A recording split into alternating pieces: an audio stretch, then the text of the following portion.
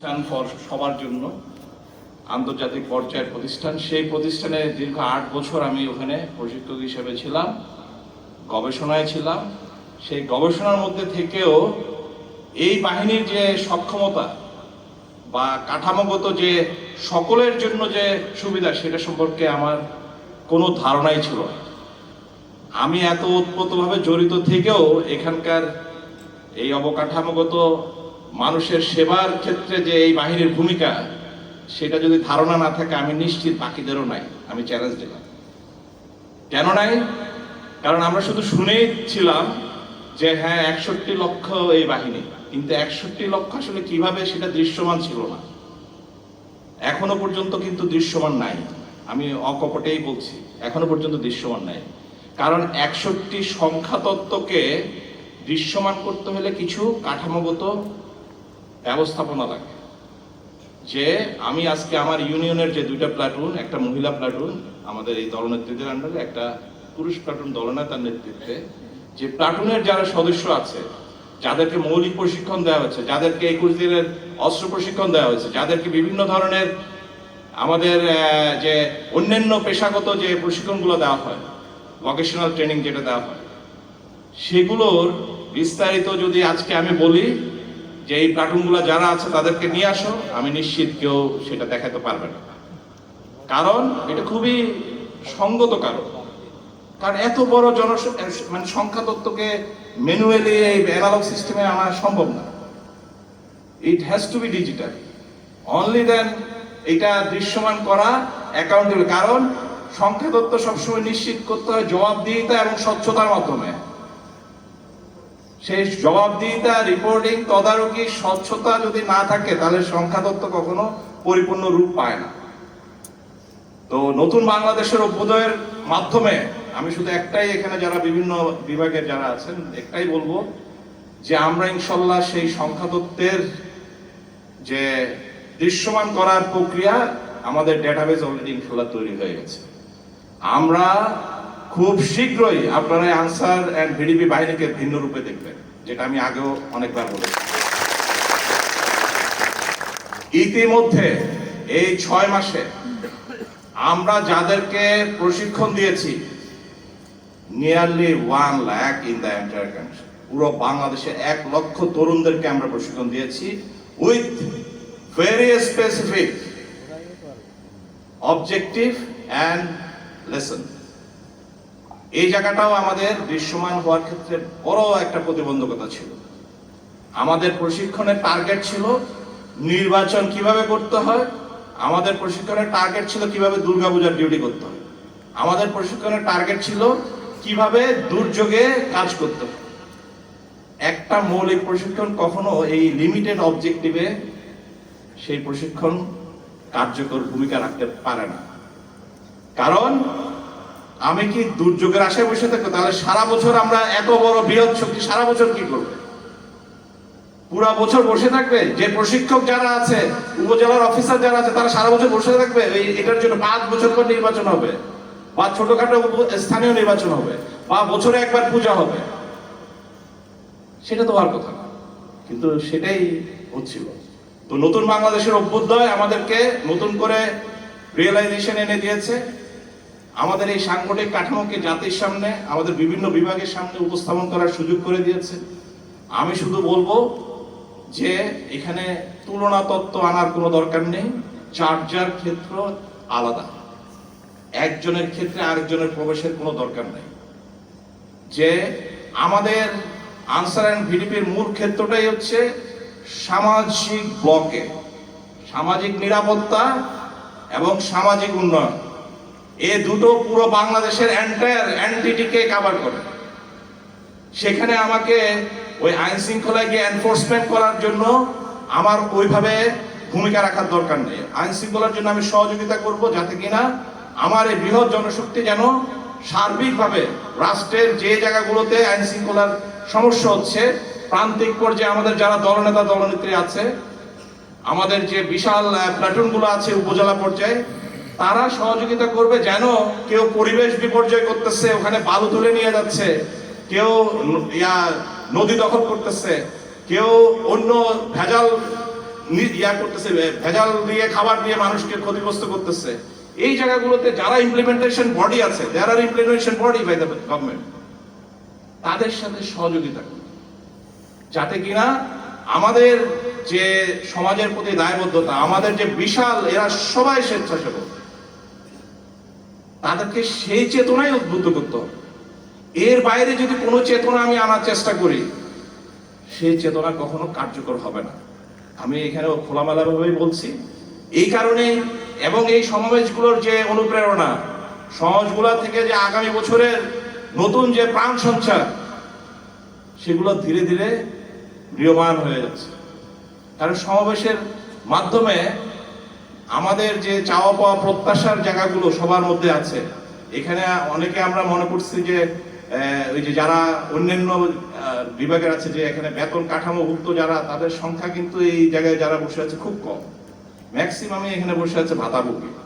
ওদেরকে কিছুটা মাসে একটা ভেরি মিনিমাম লোয়েস্ট একটা ভাতা দেওয়া হয়, অ্যারাউন্ড 3000, 2500 এরকম। কোনো রেশন নাই, কিছু নাই। এবং বাকি যারা বসে আছে, এই যে যারা বিভিন্ন কেপিআই প্রোটেকশন দেয়, বাংলাদেশের বিভিন্ন গুরুত্বপূর্ণ জায়গায় ভূমিকা রাখে, ট্রাফিক ডিউটিও বা পুলিশের সাথে সহযোগিতা এরা ভূমিকা রাখে, তো তাদেরও কিন্তু ওরকম কিছু নাই।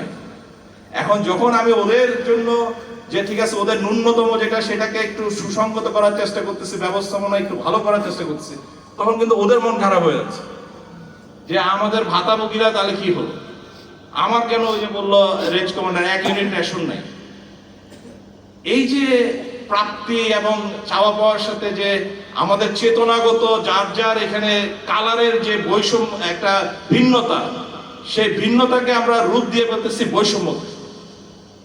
ভিন্নতা আর বৈষম্য এক জিনিস না।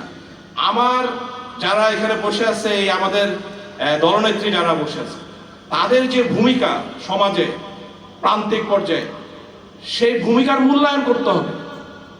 সেই ভূমিকার অনুযায়ী তাকে শক্তিশালী করতে হবে আমাদের নিজস্ব কাঠামোগত পদ্ধতির মাধ্যমে। এবং রাষ্ট্রের যে অন্যান্য বিভাগ যারা আছে, এখানে সমাজসেবা বিভাগ আছে, শ্রম আছে, এখানে আমাদের প্রবাস আছে, কর্মসংস্থান আছে, তাদের সাথে মিলিয়ে তাদের সেই ভূমিকাকে শক্তিশালী করতে হবে। যে সিটিজেন চার্টার আমার এই আনসার বিডিপির যারা বসে আছে, বিডিপির যারা পালন করে, একই সিটিজেন চার্টার কিন্তু আমাদের সমাজসেবা অফিসে আছে এবং অন্যান্য বিভাগগুলোতে আছে, একই চার্টার। তাহলে তো we could be complementary to each other, we could support. কিন্তু আমাদের জন্য দুঃখজনক হলো সত্য, আমরা সবাই চেষ্টা করি নিজেকে আরেকজনের জগতে ঢুকে কাজ করার জন্য, যেটা খুবই ভুল। আমি আমার ক্ষেত্রে কাজ করব, কিন্তু আরেকজনের সাথে সহযোগিতার ভিত্তিতে সবাই যেন একইভাবে এক জায়গায়। কারণ আলটিমেটলি দিন শেষে এটি আমাদের যে প্রান্তিক পর্যায়ের যে মানুষ, যে জনগণ, সে যেন উপকার হয়। আমরা নিজেদের মধ্যে বিভিন্ন প্রাতিষ্ঠানিক শক্তিশালী হলাম, দিন শেষে ক্ষতিগ্রস্ত বা সেবা পৌঁছাচ্ছে না ওই জায়গায়, তাহলে লাভ তো নাই। সেবা প্রান্তিক পর্যায়ের ওই আমার গ্রামের সেই বাড়ি হারানো যে ইয়াটা জনগণ আছে, যে কৃষক আছে, যে মজুর আছে, তার কাছে পৌঁছাতে হলে তো নিজেরা, আমার যে বিশাল জনগোষ্ঠী, যে সেন্ট মার্টিনের সেই ইউনিয়ন থেকে শুরু করে আমাদের তেঁতুলিয়ার যে ইউনিয়ন পর্যন্ত যে বিশাল ব্যাপ্তি, প্রত্যেক জায়গায় এরা আছে। শুধু প্রয়োজন হচ্ছে একটু সমন্বয়, সুযোগ প্রয়োজন হচ্ছে কিছুটা সহযোগিতা। আশ্চর্য হলো, আপনারা যারা বাকিরা আছেন বুঝবেন, আমি অনেকে জানে না, আমাদের এরা ন্যূনতম ভিত্তিতে কাজ করে। তাদের কোনো আবাসন নাই, তাদের কোনো প্রাতিষ্ঠানিক লজিস্টিক্স নাই, নাথিং। যদি বলেন সিম্পলি নাথিং। এই যে বছরে একবার আসে, এটাই, that is what they have. এই জায়গাগুলো ন্যূনতম নিয়ে এরা সবাই কাজ করে। আজকে একটা জেলা গভর্নমেন্টের অফিসে যান, আজকে একটা আমাদের ব্যাটালিয়নগুলোর অফিসে যান, আজকে একটা রেঞ্জের অফিসে যান, দেখবেন যে ওরা কত ন্যূনতম নিয়ে মানুষের সেবার জন্য এই যে বিভিন্ন ক্রিটিক্যাল টাইমে রাষ্ট্রের পাশে দাঁড়ায়। সো সেই জায়গাগুলো আমরা কারো মুখামুখি হতে চাই না, আমরা কারোর উপর নির্ভরশীল হতে চাই না। আমি আমার আনসার বিডিপি সদস্যদেরকে বলেছি যে আমরা নিজেরাই নিজেদেরটা করে নেব। পারা যাবে ইনশাআল্লাহ। আত্মনির্ভরশীল হব আমরা। মানুষের ট্যাক্সের টাকায় নিজেদেরকে গড়ে নিতে চাই না।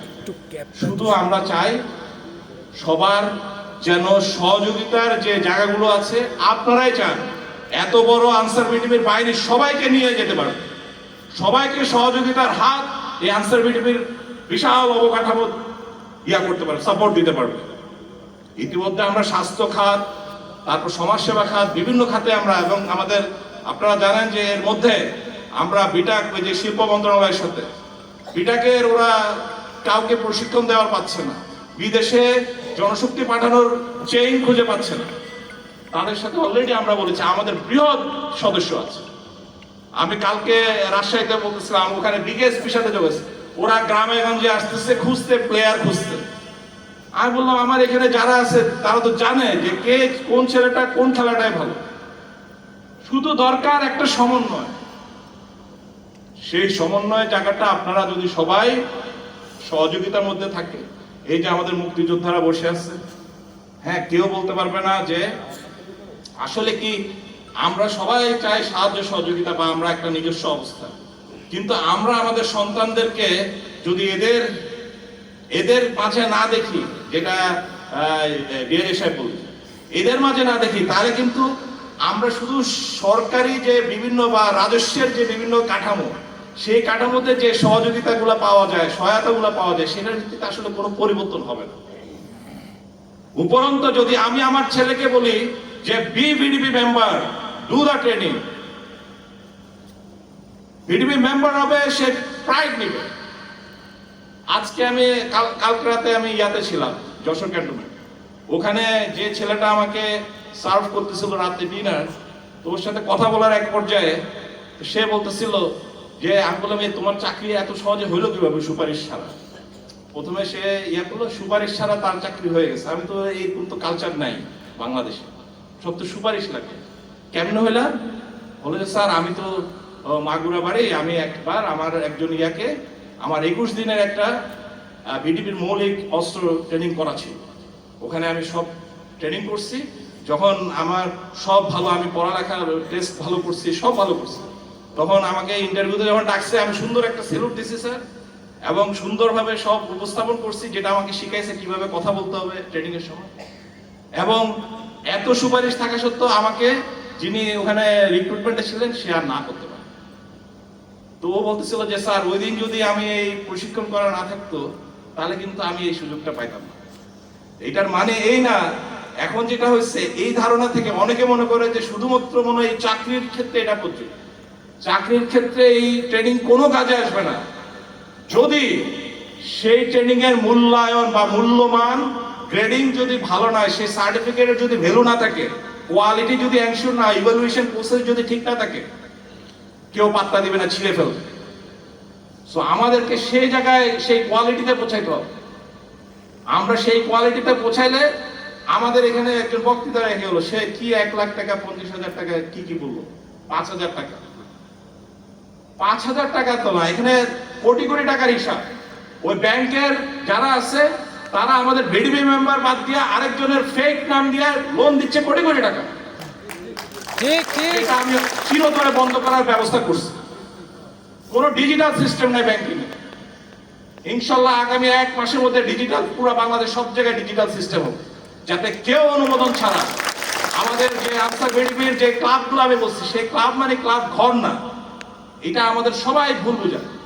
ক্লাব মানে হচ্ছে যে আপনারা আপনাদের ইউনিয়নে হোক, উপজেলা হোক, যারা মেম্বার আছেন তারা বসেন কি করলে ভালো হয়। আপনার এখানে সাতক্ষীরায় যদি আপনার এই মাছ চাষ করে ভালো হয়, আপনি ওইটাই করেন, যেটা এই এলাকার জন্য প্রযোজ্য, এখানকার সরবরাহ ব্যবস্থায় পড়ে যায়, এখানকার উৎপাদনের সাথে সম্পর্কিত, সেটার প্রস্তাবনা দেন। 1 লাখ না, কোটি টাকা লাগলে আমি কোটি টাকা দেব, সেটার জন্য আপনাদের নীতিমালা লাগবে। টাকা দিয়ে দিলাম আর হয়ে গেলেন ডিফল্টার, খেললেন হলে অনলাইন জুয়া, ওই বেটিং মেটিং এগুলাতে, মাদকে, তারপরে বর্ডারে আপনি টাকা খাটাইলেন, সেগুলাতে হবে না। অনৈতিক মূল্যবোধের বিরোধী কোনো কিছুতে এই কার্যক্রম হবে না। সো আমাদের যারা বর্ডারে, আমরা জানি বর্ডার ক্রাইম হয়, এই যে বিজেপির সাথে আমরা কাজ করতেছি, বর্ডার ক্রাইম, বর্ডার ক্রাইমের ওই জায়গায় আমাদের যারা ইউনিয়ন পর্যায়ের যারা আছে, দলনেতা, তারা যদি এই প্রস্তাবনাগুলো নিয়ে এসে এই আমাদের যে ওখানকার জনগণ যারা এই স্মাগলিং এর সাথে জড়িত, তাদের জন্য যদি একটা বিকল্প অর্থ জীবন নির্বাহের ব্যবস্থা করা যায়, তাহলে কিন্তু ওখানে ক্রাইম কমে যায়। আমরা বিজেপির সাথে অলরেডি একটা সমঝোতা চুক্তি স্বাক্ষর করতেছি।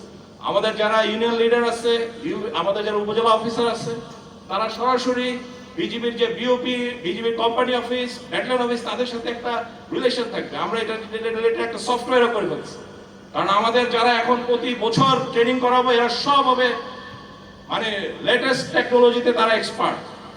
সবকিছু ডিজিটাল, ডাটাবেজের সাথে কানেকশন ছাড়া ওই আগে আপনার কে ইলেকশন ডিউটি করছে তার অর্ধেক টাকা নাই আর অর্ধেক টাকা দিচ্ছে, এগুলো সব চিরতরে বন্ধ।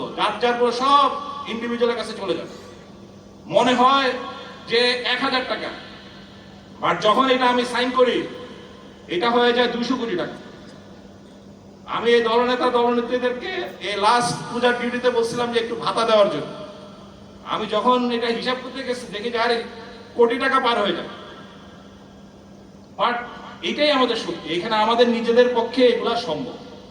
বাট যেটা করতে হবে, অনেকের বক্তব্য আমি জানি যে স্যার আপনি তো এগুলো সব সুন্দরভাবে বলতেছেন, আপনি তো চলে যাবেন, আরেকজন আসলে তখন কি হবে? সে তো আর এগুলা কন্টিনিউ, যেটা আমাদের বাংলাদেশের একটা চর্চা। হ্যাঁ, একজন বলে আরেকজন এসে আর এগুলোর সাথে কোনো খবর নেই।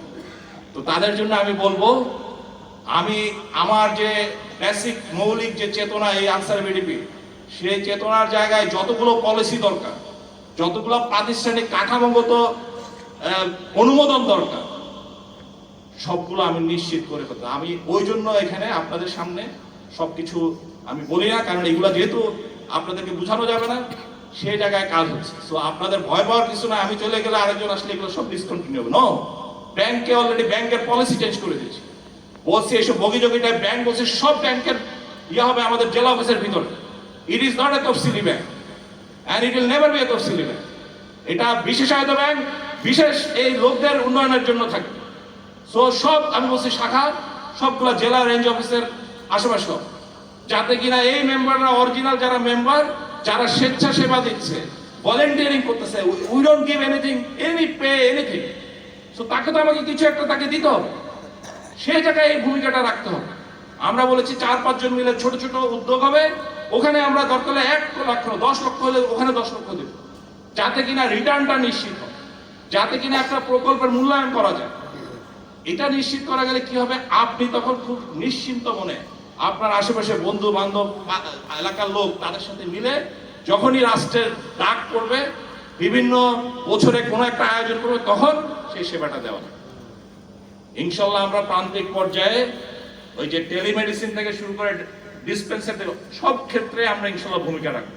তো সেভাবে আপনাদের প্রস্তাবনাগুলো মত বিনিময় করেন, আপনাদের জেলা পর্যায়ে উপজেলা পর্যায়ে মত বিনিময় করে আপনারা আইডিয়া দেন, সেটার বাস্তবায়ন আমরা কাঠামোগত নীতিগত ফ্রেমওয়ার্কে ফেলে সেগুলো বাস্তবায়ন করার দায়িত্ব হচ্ছে আমার, এবং সেগুলো চিরস্থায়ী নীতিমালায় ঢুকানোর দায়িত্ব আমার। সেটা ইনশাল্লাহ চলমান আছে। এখনো পর্যন্ত দুঃখজনক হলো সত্য, আমাদের যে কাঠামো, বিশেষ করে যারা ব্যাটালিয়ন আনসার বা অন্যান্য যত, এগুলোর কাঠামোগত প্রাধিকার অনুমোদন এগুলোও ঠিক নাই। সব শুধু ওই যে আমি যেটা বললাম, স্যার আমাদের তো আপনি চলে গেলে হবে, সো এখন যা পারেন নগদ দিয়ে যান। নগদ কি কি করা যাবে আমাদের জন্য? 2 টাকার জায়গায় 10 টাকা বাড়ান, 10 টাকার জায়গায় এই গ্রেডের জায়গায় ওই গ্রেড বাড়ান করে। এখানে এই বাহিনীর সৌন্দর্য হচ্ছে বিভিন্ন কালার, এই কালার ওই কালার আর এই কালার, সব কালার পার্থক্য। এক কালারের সাথে এক কালার মিশানো যাবে না, তাহলে এটা জগা খিচুড়ি কালার হবে। এই বাহিনীর সৌন্দর্য হচ্ছে রংধনু কালার। এই রংধনু প্রত্যেকটা রং শক্তিশালী হতে হবে, প্রত্যেকটা রঙের ক্ষেত্র অনুযায়ী কাজ করতে হবে। এক রং আরেক রঙের মধ্যে ঢুকতে পারবে। আমাদের আজকে ওই যে জাতিসংঘের ফ্যাক্ট ফাইন্ডিং টিম, তারা বলেছে ডিমিলিটারাইজ করার জন্য। ডিমিলিটারাইজ করছে কোনটা? আমাদের লোকজন এখানে লিথাল ওয়েপন নিয়ে সমাজের মানুষের সামনে আসতেছে। নো, এটা অলরেডি আজকে আমরা নতুন বাংলাদেশের মধ্যে প্রথমে আমরা সংস্কার করে এবার প্রাধিকার চেঞ্জ করে বলতেছি। প্রাধিকার চেঞ্জ, ওইটাকে কেউ ব্যক্তির ইয়ার হিসাব করলে হবে না। ওইটা হচ্ছে আমার weapon, is it necessary here or here or somewhere, যে জায়গায় সন্ত্রাসকে দমন করতে হবে। আমরা এই ধরনের প্রাধিকার সংশোধন করে আমরা সেগুলোকে ওই অনুযায়ী ওই সুপারিশ অনুযায়ী সেগুলো করা চলমান আছে। আমাদের যে লজিস্টিক, এই যে যারা কাজ করে উপজেলা পর্যায়ে, তারা ডিউটির সময় কোনো গাড়ি পায় না, কিছু পায় না। তখন আমাদের এই যে ঢাকায় এখন এতগুলো পরিস্থিতি, আমাকে যখন মন্ত্রণালয় থেকে মিটিং এর সময় উপদেষ্টা মহোদয় বললেন যে ডেপ্লয় করো, আমি বলছি ডেপ্লয় করবো কি দিয়ে, গাড়ি তো নাই, তারপর লোক নাই, লোক সব স্ট্যাটিক হয়ে গেছে আমাদের। এই যে লজিস্টিকের যে একটা ব্যাকড্রপ, লজিস্টিকের যে একটা আমাদের ভয়াবহ সমস্যা, এইটা রাষ্ট্রকে যে আমাদের সেবাদানের যে ক্ষেত্র, সেই ক্ষেত্রগুলোকে আরো দুর্বল করে ফেলেছে। তো যাই হোক, আমি বলেছি আত্মনির্ভরশীলতা হবে আমাদের মৌলিক অগ্রযাত্রার ভিত্তি। সে আত্মনির্ভরশীলতাকে আমি প্রতিটা জেলায়, প্রতিটা রেঞ্জে আমাদের নিজস্ব পরিবহন ব্যবস্থা দাঁড় করানোর ব্যবস্থা করতেছি ইনশাআল্লাহ। তাতে কিনা ওইটা দিয়ে আমরা আমাদের বাহিনী সদস্যের যদি কোনো সরবরাহ ব্যবস্থা নিশ্চিত করতে হয় সেটাও করা যাবে, আবার যখন মোতায়েনের প্রয়োজন হবে সেই মোতায়েনও করা যাবে। নিজস্ব শক্তিতে আমরা থাকবো, কেউ না তাকাইল, কেউ কোনো সহযোগিতা করুক আর না করুক, আমরা নিজেদের পথে শক্তিশালী। এই জন্য আমি আপনাদেরকে বলতে চাই, শুধু নিজেদের ক্ষুদ্র 2 টাকা 4 টাকা 1 ইউনিট 2 ইউনিট এগুলার দিকে তাকানোর দরকার নেই, এগুলা অটোমেটিক আসবে। যদি নিজেদের সক্ষমতাকে প্রমাণ করতে পারেন রাষ্ট্রের সামনে, মাটি ও মানুষের সামনে, মাটি ও মানুষ আপনাদের জন্য ব্যবস্থা করবে। আমাকে কিছুক্ষণ আগে এই যে কমিশনার মাঝে বলতেছিলেন যে ওনার গ্রামে একজন বিডিপি দলনেতা ছিল। ওই বিডিপি দলনেতা বলতেছিল যে সবাই ওনাকে, সে একটা নর্মাল একটা বিডিপি দলনেতা বা ওই অঙ্গীভূত আনসার, তো অঙ্গীভূত আনসার রেস্টের সময় চলে আসছে গ্রামে, এসে গ্রামের সবার সাথে ইন্টারাকশন করছে। তখন কিন্তু সে বলে নাই যে আমার এই 3 বছর পরে আসছি, আমার তো চাকরি নাই। হ্যাঁ, সেটা কিন্তু ওই যারা আগের ছিল তারা কিন্তু কখনো বলে না, কারণ সে মনে করছে ওই সময় তার কাজ হলো সমাজে, গ্রামের বা এলাকার সাথে একটা ইন্টারাকশন করে ওখানে তার কিছু কর্মক্ষেত্র আগেই তৈরি করা থাকে। একটু বিভিন্ন যে আমাদের ক্লাব ভিত্তিক যে উদ্যোগ, সেই উদ্যোগগুলো তৈরি করা থাকবে, ওখানে গিয়ে সে এই 3 বছর পরে তার ব্যালেন্স শিট মিলাইয়া ওখানে সে আবার জয়েন করবে। এইটার সিস্টেমটা ছিল তাই। এটাকে বানায় ফেলছে যে আমাকে চিরস্থায়ী করো, জাতীয় করো, কিন্তু ওই 60 লক্ষ লোককে কিভাবে এই কাঠামোতে নিয়ে আসবে? ইম্পসিবল। আমি তখন বললাম যে 55, আমাদের 51,000 হচ্ছে আমার সংস্থার ডিউটি, 90,000 ট্রেনিং করা, 90,000 হচ্ছে এমবডিমেন্টের জন্য রেডি। সেটা কিভাবে এই রেস বন্ধ হলে এটা কিভাবে সম্ভব? তখন আমরা স্বার্থপর জাতি হিসাবে, প্রত্যেক স্বার্থপর গ্রুপ যারা নেতৃত্বে ছিল, আপনারা জানেন না, তারা এসে বলেছে না আমাদের এই 51,000 হইলেই হবে, বাকিদের দরকার নেই, আমাদেরকে রেস্ট নিশ্চিত করে দেন, রেস্ট হবে না। কি বলছি সবাই বুঝতে পারছো? সো তোমরা যারা এখন আসছো, তোমরা মনে করতেছো আর ওদের দরকার নেই, আর ওরা তো পড়ছে বিপদে, ওদের তো এখন জীবন চলবে না।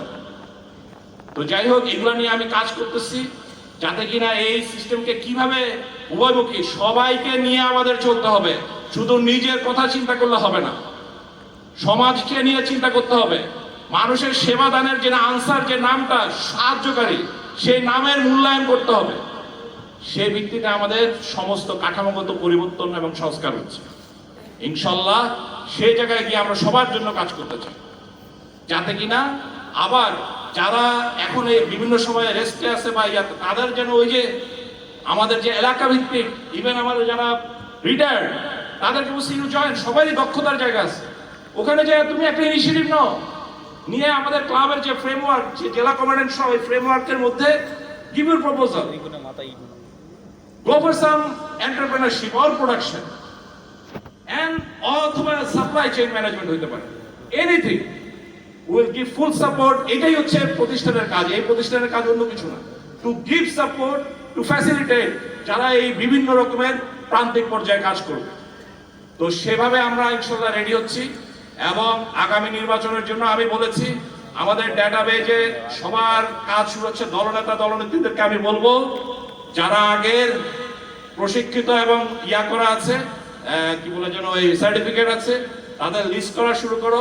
জেলার সাথে জেলা কমান্ডারদেরকে বলে এগুলো উপজেলা পর্যায়ে সমন্বয় করে এগুলো ডেটাবেজে এন্ট্রি করতে হবে। নেক্সট ইলেকশনে এই ডেটাবেজ ধরে সবার আলাদা প্রশিক্ষণের আমরা ব্যবস্থা করব, ব্রিফিং এর ব্যবস্থা হবে, যাতে কিনা আমরা নতুন বাংলাদেশের অভ্যুদয় মাটি ও মানুষের যে একটা আকাঙ্ক্ষা তৈরি হয়েছে, একটা সুন্দর একটা নির্বাচন, সেটা আমরা পেশাগত দক্ষতার মাধ্যমে যার যার কাজ তার ভূমিকার মাধ্যমে আমরা সেটা নিশ্চিত করব। কেউ একজনেরটা এক ক্ষেত্রে আরেক ক্ষেত্রের মধ্যে ঢোকার চেষ্টা করব, সেভাবে করে আমরা ইনশাল্লাহ প্রস্তুতি নিতে হবে। সেভাবে আমি বলবো যেন আমরা নিজেদেরকে প্রস্তুত করি। এবং সবশেষে আমি আবারও বলবো যে আমাদেরকে মানুষের প্রতি যে সেবার যে মনোভাব, মন মানসিকতা, সেটা ওই যে উনি বললো সেই আনসার মেম্বার, তাকে কিন্তু গ্রামের সবাই এখনো মূল্যায়ন করে, কিন্তু এখন যারা আছে যখন তুমি গ্রামে যাবা কেউ কিন্তু তোমাকে মূল্যায়ন করবে না, কারণ তুমি তো সেভাবে সবার সাথে মিশো নাই, সবার সুখ দুঃখ ভাগাভাগি করো নাই। আমাদের যারা ভলেন্টিয়ার্স বা আমাদের যারা অঙ্গীভূত বা অন্য যারা রিটায়ার্ড বা এনি মেম্বার্স, কারণ তার দক্ষতার জায়গা থেকে সে গিয়ে সবার সাথে একটা ইন্টারাকশন করে, এন্ড এটা কিন্তু সামাজিক বন্ধন প্রক্রিয়ায় একটা ভালো ভূমিকা রাখে। আজকে যে আইন শৃঙ্খলা পরিস্থিতির অবনতি, এটা কি আসমানি কোনো জিনিস নয়, এটা হচ্ছে আমাদের সামাজিক যে ভিত্তিগুলো আছে সেই জায়গায় নড়বড় হয়ে গেছে। কেউ কাউকে বিশ্বাস করে না, কেউ কাউকে শ্রদ্ধা করে না, সম্মান করে না, বিনয় হারাই গেছে, ধৈর্য হারাই গেছে। আমাদের শুধু সবাই ফার্স্ট হতে চাই, তো সেই জায়গা থেকে সবাইকে তো একসাথে করে শেয়ার করা শিখতে হবে। আমাদের নতুন প্রজন্মকেও শিখাইতে হবে যে এইগুলো ছাড়া কখনো, যতই আমরা ফ্রিডম বলি, যতই আমরা বলি স্বাধীনতা, এগুলো ছাড়া এটা অ্যাচিভ হবে না। এই বেসিক যে জিনিসগুলো সেগুলো আমাদের শিক্ষা ব্যবস্থার মধ্যে রাখতে হবে, যাতে কিনা সেই শিক্ষাটা ওই কাগজে কলমের শিক্ষা না। আপনি আপনার পরিবারের ভাই বোন নিজের ছেলে মেয়েকে শিখাবেন, একইভাবে যারা আছে তাদেরকে বলবেন, যারা বয়স্ক তারা তাদেরকে বলতে হবে, বুঝাইতে হবে। And that's how the society comes to a stable condition. এগুলো ছাড়া বিভিন্ন বাহিনীগত আমাদের যে কার্যক্রম, সেটা দিয়ে কখনো সামাজিক নিরাপত্তা নিশ্চিত করা যায় না। এই জন্য আমি বলছি আনসার এন্ড ভিডিপি সামাজিক নিরাপত্তার জায়গায় কাজ করবে, যাতে আমরা রুট লেভেলে, রুট কজে গিয়ে যে ক্রাইমের যে সোর্স, সে জায়গায় যেন ভূমিকা রাখতে পারে। তো সেই আশাবাদ আমাদের সবার মধ্যে আছে। ইনশাল্লাহ আমাদের কাজ হচ্ছে প্রাতিষ্ঠানিকভাবে সেগুলোকে ফর্মালাইজ করা, সেগুলো আপনাদের জন্য সহজতর করা। এবং আমি বলবো যে আমাদের সহযোগিতা যদি থাকে, আমরা সহযোগিতার হাত বাড়িয়ে দিয়ে, আমরা প্রাপ্তির জায়গা বা চাওয়ার জায়গা আমাদের খুব সীমিত, সেটা থাকবে, বাট সেটাকে আমরা কাভার করে নেবো আবার আনসার ভিডিপির মেম্বারদের নিজস্ব আত্মনির্ভরশীলতার সক্ষমতা তৈরি করে। তো সেই জায়গায় আমরা ইনশাল্লাহ কাজ করতেছি। আমি আবারও আজকে এখানে যারা উপস্থিত আছে তাদের সবাইকে এবং বিশেষ অতিথি যারা এসছেন আমাদেরকে অনুপ্রেরণা দেওয়ার জন্য, আমাদের এই বিশাল বাহিনীকে নিজেদের সহযোগিতা এবং নিজেদের নেটওয়ার্কের সাথে সাপোর্টিভ রোলে আনার জন্য তাদের সবাইকে আমি ধন্যবাদ জানাচ্ছি, কৃতজ্ঞতা জানাচ্ছি। এবং আবারও আনসার ভিডিপির সকল পূর্বসূরি যারা আজকে এই ৭৭ বছর ধরে এই বাহিনীকে প্রতিপালন করে এই জায়গায় এসছে, তাদের সবার প্রতি আমার কৃতজ্ঞতা রইল। আমি আগামী দিনে আনসার ভিডিপিকে মাটি ও মানুষের সেবায় আরো বেশি কার্যকর এবং গতিশীল ভূমিকার অঙ্গীকার করে সকল সদস্যদের একই অঙ্গীকারবদ্ধ হওয়ার জন্য, শপথ নেওয়ার জন্য আবারও আহ্বান জানাবো। এবং কল্যাণের যে